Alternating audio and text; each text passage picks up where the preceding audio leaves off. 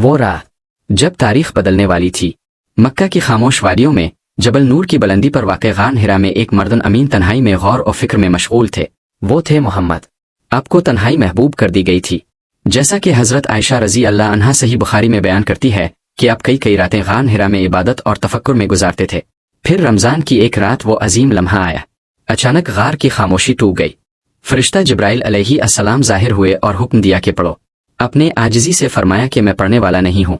सही बुखारी के मुताबिक फरिश्ते ने आपको मजबूती से थामा, फिर छोड़ दिया और ये अमल 3 मरतबा हुआ। फिर अल्लाह ताला की तरफ से पहली वही नाजिल हुई, पढ़ो अपने रब के नाम से जिसने पैदा किया, इंसान को एक जमे हुए खून के लोथड़े से पैदा किया। पढ़ो और तुम्हारा रब सबसे ज्यादा करम वाला है।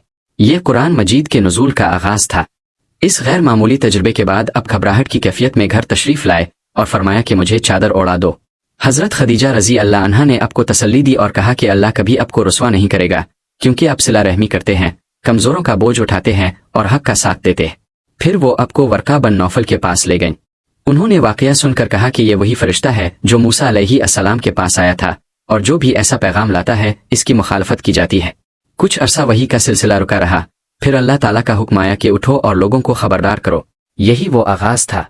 गार हिरा की खामोशी से शुरू होने वाला ये पैगाम पूरी दुनिया में फैल गया।